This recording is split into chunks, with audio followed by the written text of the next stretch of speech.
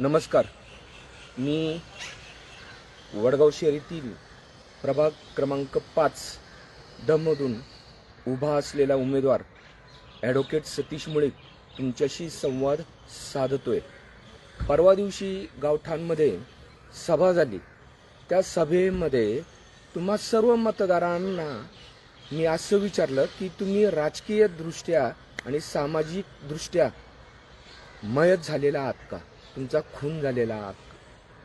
त्यानंतर ती सभा संपल्यानंतर त्या सभेच्या नंतर आणि काल मला बऱ्याच लोकांनी फोन करून विचारणा केली की आपल्याला निश्चित काय म्हणायचं होतं. मी या सर्व मतदारांना असं म्हटलं की तुम्ही राजकीय आणि सामाजिक दृष्ट्या मयत झालेला आहात, म्हणजे तुम्हाला उमेदवारी भरण्यापूर्वी इतर पक्षांनी का विचारलं नाहीये. तुमच्यातल्या दलित, शोषित, इतर मागास प्रवर्गातील लोकांना का उमेदवारी दिलेली नाहीये. सगळे मातब्बर, गब्बर, बलाढ्य अशा वर्गातले सर्व उमेदवारच का देण्यात आलेत. इतर समाजाला स्थान नाहीये का, इतर समाजाने आपला उमेदवार द्यायचा नाहीये का, याचा विचार करा ना तुम्ही. इतर समाजाने काय करायचं. इतर समाजाने फक्त चादर उचलायची, सतरंजी उचलायची, कार्यकर्ते म्हणून यांच्यासाठी राबायचं आणि यांनी आर्थिकदृष्ट्या सक्षम बलवान उमेदवार द्यायचा. आणि इलेक्शन आली की इलेक्शनच्या 2 दिवस आधी त्यांनी तुम्हाला सांगायचं, अरे तुम्हाला किती पैसे पाठवून द्यायचे. आता घोडा बाजार चालू झाला. लोकांना खरेदी केल्याचं आता तुम्ही बघताय. लोकांना खरेदी करण्यासाठी परिश्रम घेतले जातात. त्यापूर्वी तुम्हाला विचारलं नव्हतं. आता तुमची किंमत किती, तुम्हाला किती पैसे द्यायचे अशी विचारणा चालली आहे.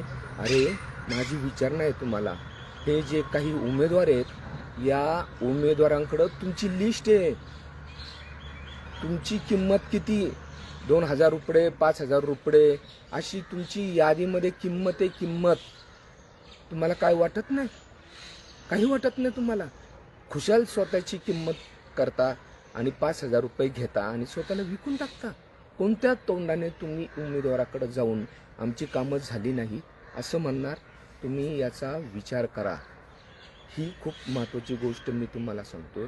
यानंतर इतर 2 जे पक्ष आहेत ज्यांना मी धनाढ्य अशा स्वरूपाचं नाव दिले, या धनाढ्य पक्षांच्यापैकी एक बंटी जोरात आहे.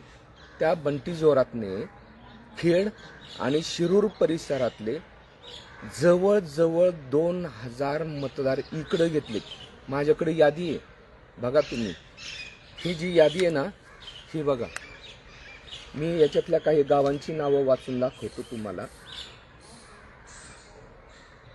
तळेगाव रोड, न्हावी सांडस,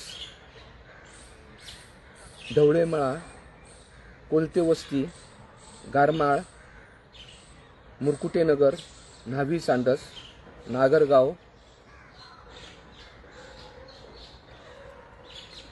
वाकवस्ती, नागरगाव, शितोळेनगर. कुठले लोक आहेत ते. खेडचे पण लोक आहेत. खेडचे जवळजवळ 1000च्या वरती. पण हा उद्योग कोणी केला माहिती आहे का, ज्यांना निवडणूक व्यवस्था निकोप पद्धतीने करायची नाहीये, वेड्यावाकड्या मार्गाने यांना निवडूनच यायचं, अशा लोकांनी शिरूरचे 2,000 आणि खेडचे सुमारे 700-800 ते 1000 नावं इकडे घेतले. माझ्या शिवसैनिकांनी ही यादी काढून ठेवलेली आहे. शेकडो शिवसैनिक ही यादी वाचून तयार आहेत. हे जर परत ठिकाणचे लोक जे कॉर्पोरेशन हद्दीमध्ये राहत नाहीत असे लोक जर परवा दिवशी मतदानाच्या दिवशी मतदान करायला आले तर त्यांना मतदान करून दिलं जाणार नाहीच नाही. परंतु एक गोष्ट लक्षात ठेवा, आमच्या शिवसैनिकांनी ठरवलंय की त्यांच्या गैरकृत्याला शिवसेनेच्या भाषेतून उत्तर द्यायचं. त्यामुळं वडगाव शहरी प्रभागाच्या बाहेरचे, कॉर्पोरेशन हद्दीच्या बाहेरचे जे कोणी मतदार असतील ना, कृपा करून तुम्ही आमच्याकडे येऊन मूर्खपणा करू नका. तुमचं मतदान करण्याचा हक्क नसताना तुमची एक घाणेरडी पद्धत वापरून इकडं मतदान करून जो सक्षम नाही त्याला मतदान करू नका. मी तुम्हाला परवाच्या सभेतच सांगितलं, त्याच्या आधीही सभेत सांगितलं तुम्हाला की हा बंटी जोरात किंवा जे कोणी असतील ना, हे लोक निवडून येण्याच्या ताकदीचे नाही आहेत. माझ्या समोर फक्त आणि फक्त भाजपचे उमेदवार आहेत. ही लढत फक्त भाजपची आणि शिवसेनेची लढत आहे, काँग्रेसची लढत आहे. लक्षात घ्या. तुमचं मतदान घड्याळाला करून मतदान वाया घालवू नका. माझ्या सर्व भगिनींना, आयांना माझा एक प्रश्न आहे. मी झालं, माझे भाजपचे अपोनंट झाले, हे आम्ही दोघजण तुमच्याकडे मतदान मागतोय ना. आता ते पण ताट घेऊन आले, मी पण ताट घेऊन आलोय. तुमच्यासमोर आम्ही दोघजण बसलोय.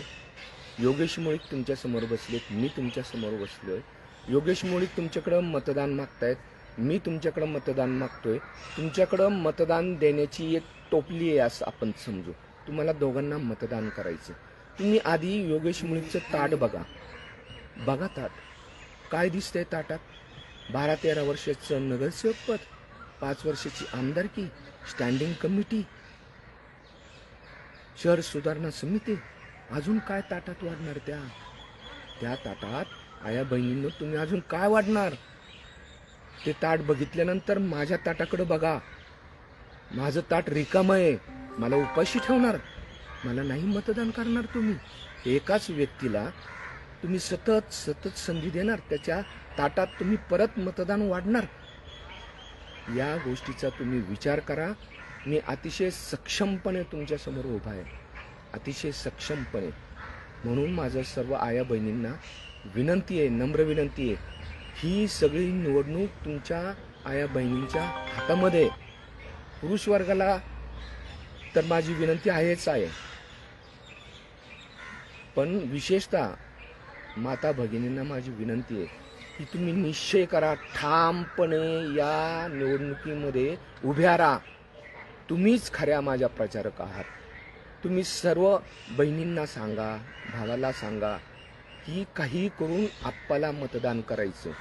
जेवढे उमेदवार आहेत या 4 प्रभागामध्ये, 4 गटामध्ये, प्रभाग क्रमांक 5च्या 4 गटामध्ये जेवढे उमेदवार आहेत, त्या उमेदवारांपैकी ड गटामध्ये फक्त आणि फक्त माझं नाव ॲडव्होकेट सतीश आप्पा मुळीक असं लिहिलेलं आहे. मी आप्पा का लिहिलं? कारण मी तुमचा भाऊ आहे. मला तुमच्याबद्दल आदर वाटतो, तुम्हालाही माझ्याबद्दल आदर वाटतो. एकच आप्पा, सतीश आप्पा. म्हणून मशीनवर तुम्हाला जिथं कुठं सतीश आप्पा आढळून येईल ते पहिलं बटन दाबा आणि मग बाकीच्या गटाचा तुम्ही विचार करा. प्रभाग क्रमांक 5 मध्ये माझे 3 उमेदवार आहेत. अ गटात काँग्रेसचे राजेंद्र शिरसाट, ब गटात शिवसेनेच्या सविता राऊत आणि ड गटामध्ये मी स्वतः शिवसेनेचा ॲडव्होकेट सतीश आप्पा मुळीक. तर ठरलं ना ताई, ठरलं ना की काही करून आप्पाला, सतीश आप्पाला मत द्यायचं आणि निवडून आणायचं. तुमचा ठाम निश्चय म्हणजेच शिवसेनेला आणि काँग्रेसला मतदान. तर चला, परवा दिवशी मतदानाला ठामपणे मतदान करा. कसल्याही आमिषाला बळी पडू नका. जय हिंद, जय महाराष्ट्र.